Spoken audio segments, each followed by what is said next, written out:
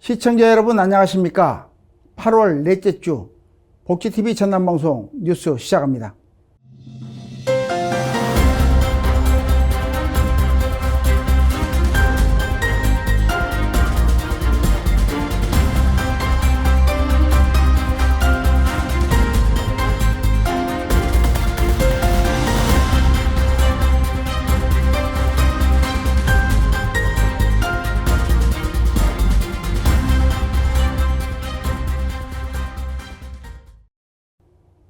여수, 순천, 광양 3개 시의회가 전남 광주 통합특별시 출범 이후 동부권의 실질적인 균형 성장을 촉구하며 공동 대응에 나섰습니다. 의과대학과 대학병원 설립을 비롯해 공공기관 이전과 산업 경쟁력 강화 등 동부권 주요 현안에 한 목소리를 냈습니다. 정화린 기자가 전해드립니다. 여수, 순천, 광양 3개 시의회가 전남 광주 통합특별시 동부청사 앞에서 공동성명서를 발표하고 동부권의 실질적인 균형 성장을 촉구했습니다.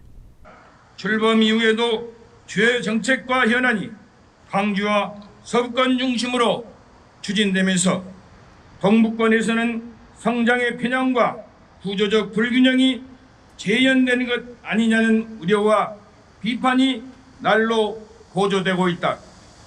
3개 시의회 의원들은 통합 이후 주요 정책과 투자가 특정 권역에 편중돼서는 안 된다며 지역 여건을 고려한 실효성 있는 균형 성장 대책이 필요하다고 강조했습니다.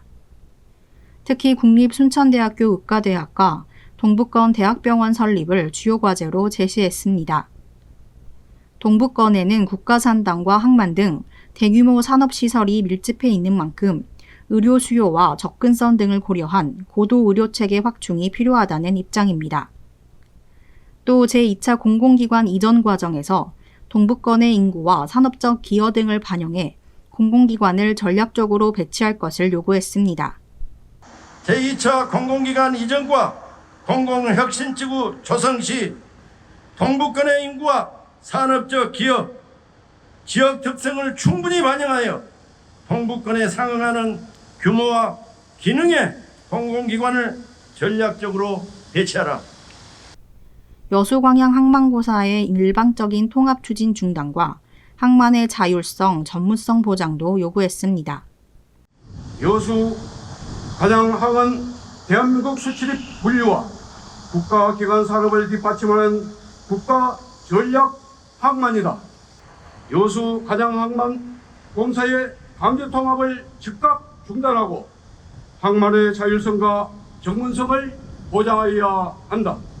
이와 함께 여수, 광양 국가산단과 율촌산단, 광양 세풍상단을 연계한 미래산업 생태계 구축과 2차 전지 관련 특화단지의 조속한 지정도 강조했습니다. 3개 시의회는 앞으로도 주요 현안에 대한 협력을 강화하고 정책 결정 과정에 지역의 요구가 반영될 수 있도록 공동 대응을 이어갈 방침입니다.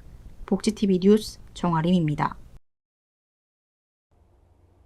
다음 뉴스입니다. 식객과 타짜 등으로 잘 알려진 여수 출신 만화가 허영만 화백의 작품 세계를 한자리에서 만날 수 있는 공간이 마련됩니다.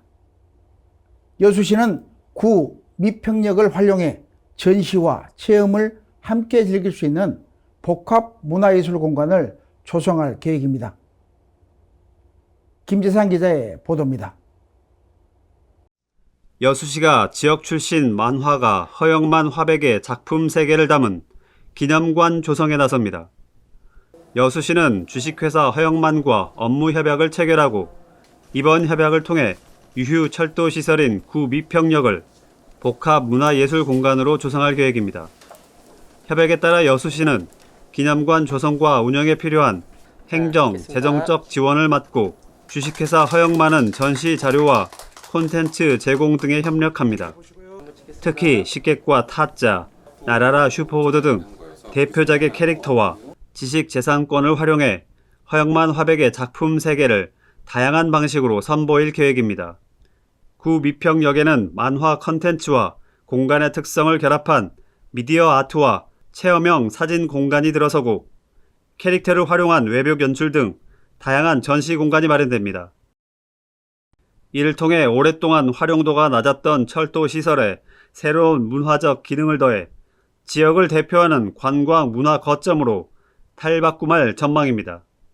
여수시는 앞으로 본계약 체결과 전문업체 선정을 거쳐 전시 설계와 설치에 착수하겠다고 밝혔습니다. 이를 통해 시민과 관광객이 허영만 화백의 작품을 직접 만나고 체험할 수 있는 새로운 문화 공간으로 조성해 나갈 방침입니다. 복지TV 뉴스 김재상입니다. 다음 뉴스입니다. 국가 비상사태에 대비한 을지연습이 전남 지역 곳곳에서 실시됐습니다. 각 기관은 비상 소식과 상황 보고, 실제 훈련 등을 통해 위기 상황에 대비한 대응 체계를 점검하고 기관 간 협력 체계를 확인했습니다. 정화령 기자의 보도입니다. 국가 비상사태에 대비한 을지연습이 전남 지역 각 기관에서 실시됐습니다. 순천시는 을지연습 최초 상황 보고회를 열고 비상 상황에 대비한 대응 체계와 기관별 임무를 점검했습니다. 고흥군에서도 관, 군, 경, 소방 등 관계기관이 참여한 가운데 최초 상황 보고회가 열렸습니다. 참석자들은 전시종합 상황실 운영 체계와 부서별 임무, 상황 발생에 따른 조치 절차 등을 확인하고 유관기관 간 협력 체계를 점검했습니다. 훈련 기간에는 전시종합 상황실을 24시간 운영하고 전시 전환 절차와 각종 비상 상황에 대비한 훈련도 진행됐습니다. 해남 소방서에서도 비상 소집을 통해 직원들의 응소 상태와 비상 연락 체계를 확인했습니다. 이어 실제 상황을 가정한 훈련을 실시하며 비상사태 발생 시 신속한 대응과 현장 대처 능력을 점검했습니다. 각 기관의 지속적인 훈련과 점검이 위기 상황에서의 대응 역량을 높이고 더욱 안전한 지역사회를 만드는 밑바탕이 되길 기대합니다. 복지TV 뉴스 정아림입니다.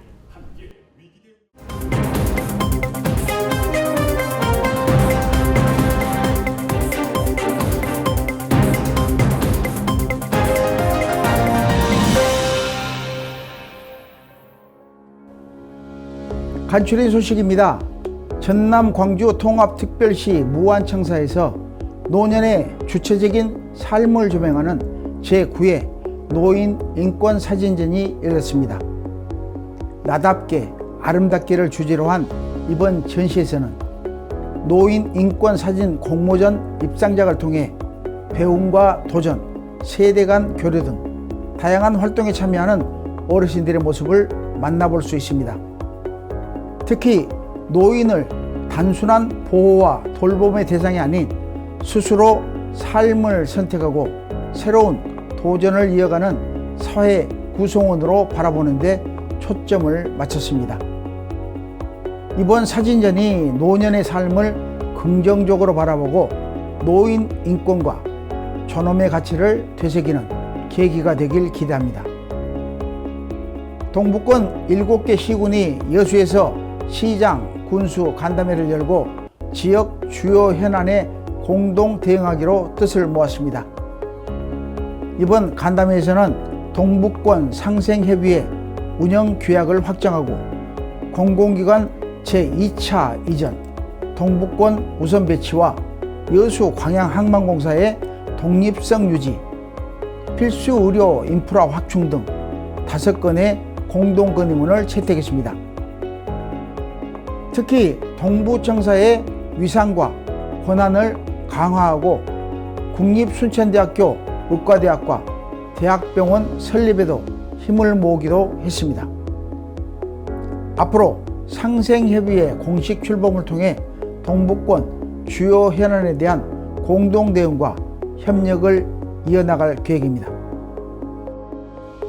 목포시가 시청 직원과 시민이 참여한 기부 물품 전달식을 열고 의류와 도서, 가전제품, 생활잡화 등 천여점을 아름다운 가게에 전달했습니다.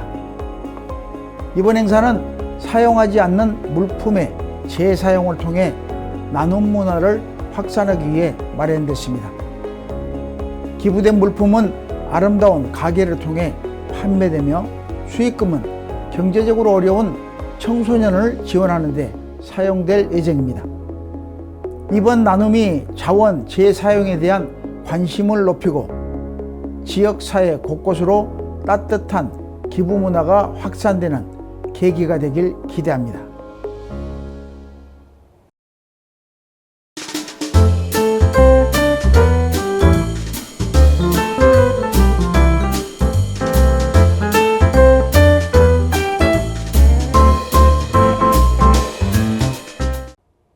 지금 우리 사회의 관심사는 무엇일까요?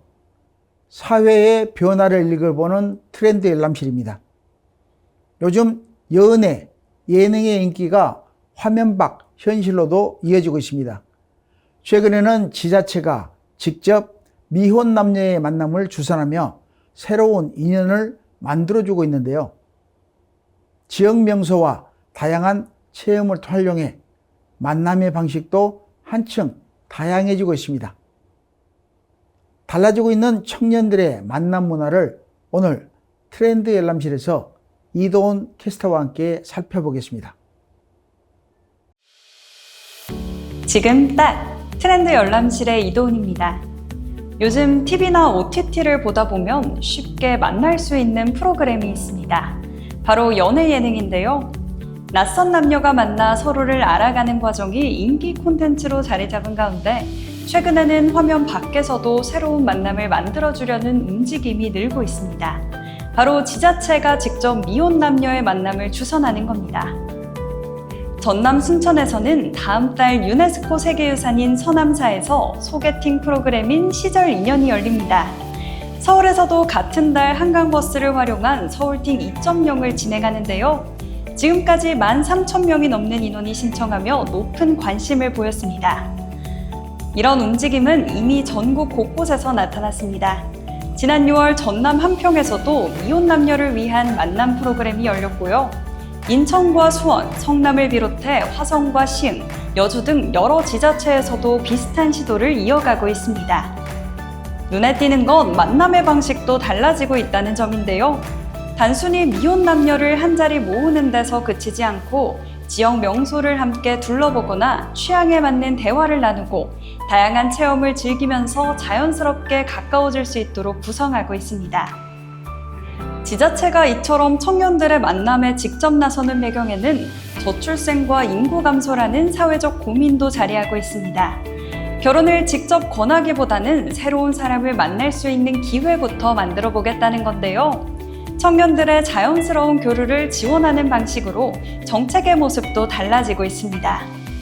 방송에서 다른 사람의 연애를 지켜보는 것을 넘어 이제는 현실에서도 새로운 인연을 만날 수 있는 자리가 다양해지고 있습니다. 청년들의 만남을 돕기 위한 지자체의 새로운 시도, 앞으로 어떻게 이어질지 주목됩니다. 저는 다음 주에도 유익하고 흥미로운 트렌드와 함께 돌아오겠습니다. 지금까지 트렌드 열람실의 이도훈이었습니다.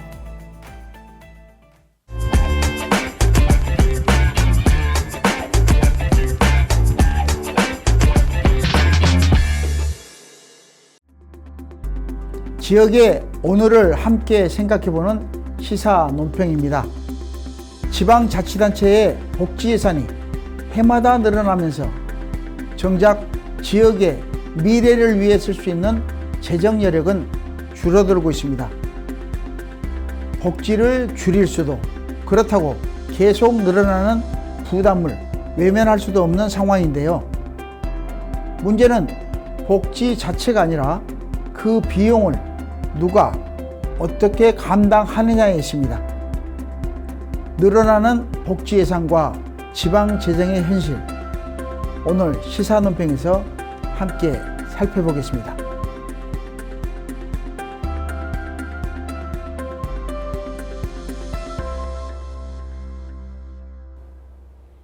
여러분이 받은 월급 딱 봉투 2개로 나뉜다고 상상해 보십시오.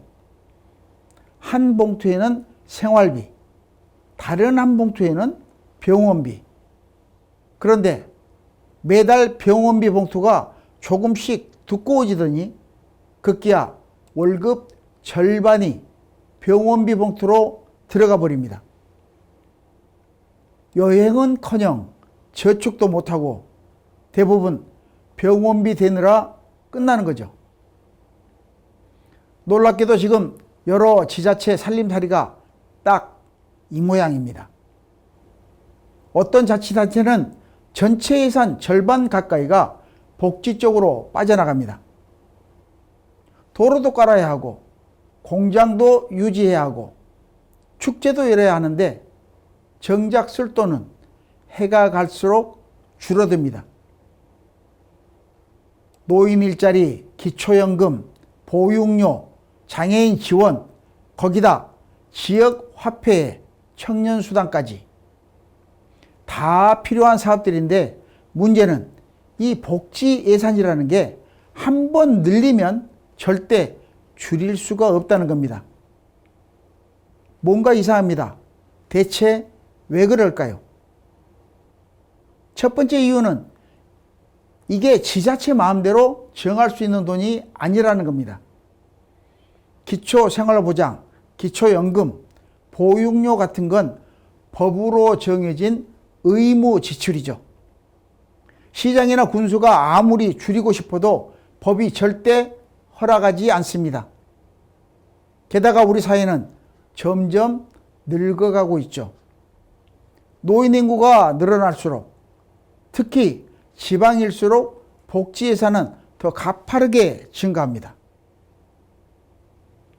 두 번째는 중앙정부가 복지사업 하나 벌일 때마다 지자체도 덩달아 돈을 보태야 한다는 겁니다.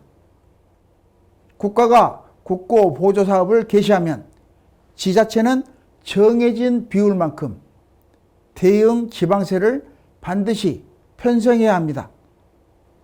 쉽게 말해서 복지정책은 서울에서 결정했는데 그 청구서가 지방으로 날아오는 셈입니다. 그리고 마지막 이유, 이건 조금 정치적인 이야기입니다. 지역화폐, 기본소득 같은 현금성 복지는 효과가 바로 보입니다.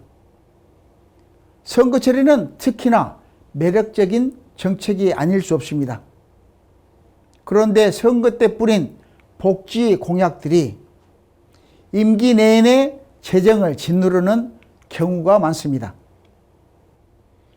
그렇다고 당장 복지를 줄이자고 말하려는 건 아닙니다.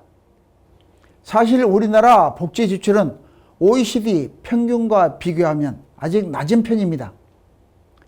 고령화가 이렇게 빠르게 진행되는데 복지를 늘리지 않을 수는 없는 노릇입니다. 문제의 핵심은 여기에 있습니다. 복지는 계속 늘어나는데 그 돈을 감당할 지방재정 구조는 허술합니다. 중앙정부가 정책을 결정하고 청구서는 지방이 받고 있지만 정작 그 청구서를 감당할 예산을 나눠주는 방식은 옛날 그대로인 거죠. 그래서 지자체들은 울며 겨자 먹기로 복지 정책을 펴니다. 결국 필요한 건 복지를 줄이느냐 마느냐가 아니라 누가 어떻게 얼마나 부담할 것인가에 대한 복지행정 재설계입니다. 지방교부세율을 현실에 맞게 조정하든 국고보조사업의 지방비 부담 비율을 손보든 해야 합니다. 오늘 여러분이 사는 지역 살림살이 한번 들여다 보시겠습니까? 매년 예산이 그렇게나 많이 책정되는데 정작 우리 동네는 뭐 하나 새롭게 바뀌는 게 없는지 그 답이 거기에 있을지도 모릅니다. 이영춘의 시사논평 여기서 마칩니다.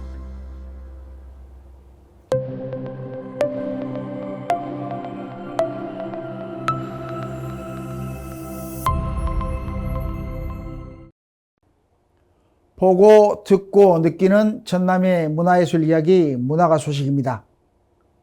옷은 때로 아름다움을 넘어 사람의 마음과 감정을 표현하는 매개가 되기도 합니다.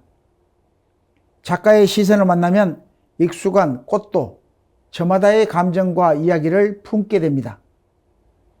양귀비를 통해 인간의 내면을 들여다보고 꽃의 다양한 마음의 표정을 담아내는 한희정 작가를 문화가 소식 김소명 아나운서가 전해드립니다. 자연과 일상의 모습을 자신만의 시선으로 새롭게 표현하는 서양화입니다. 눈에 보이는 대상을 그대로 옮기기도 하지만 그 안에 담긴 감정과 생각을 색과 형태로 풀어내기도 합니다.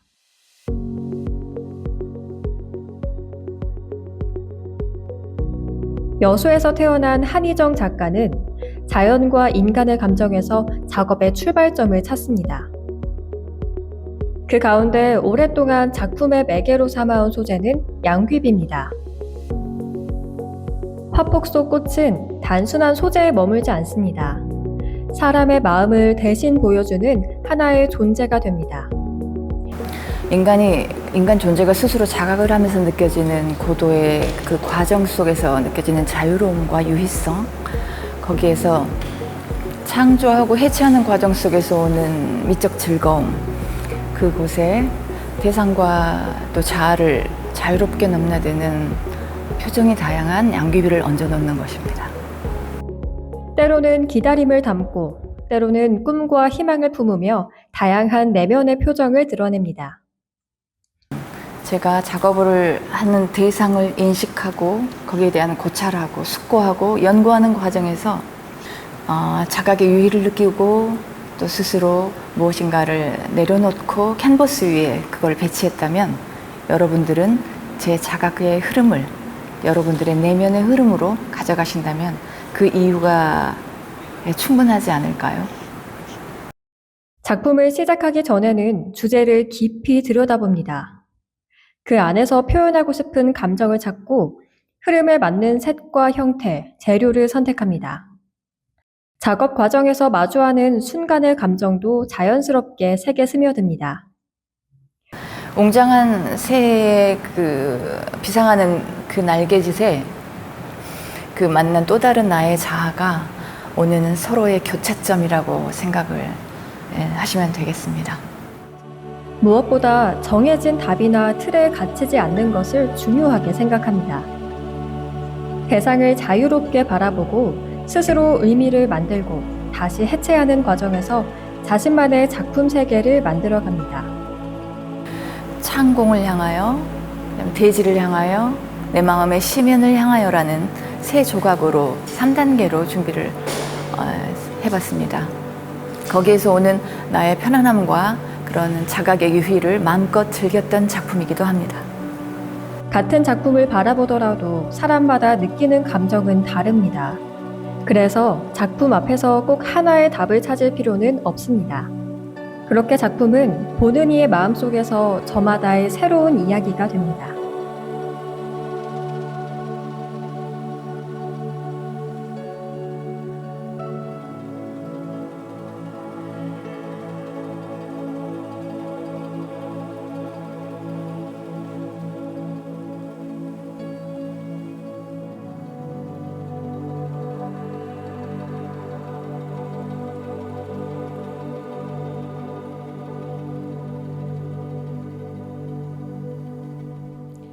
꽃을 통해 마음속 다양한 감정을 그려내는 한희정 작가. 익숙한 꽃도 그의 작품 안에서는 저마다 다른 마음의 표정과 이야기로 다가옵니다. 앞으로 또 어떤 시선으로 우리의 마음에 새로운 이야기를 건넬지 기대해봅니다. 지금까지 문화가 소식 김소명입니다. 어느덧 8월도 막바지를 향하고 있지만 늦여름 더위에는 여전히 주의가 필요합니다. 건강관리 잘하시고 남은 여름도 안전하게 보내시기 바랍니다. 시청해 주신 여러분 고맙습니다.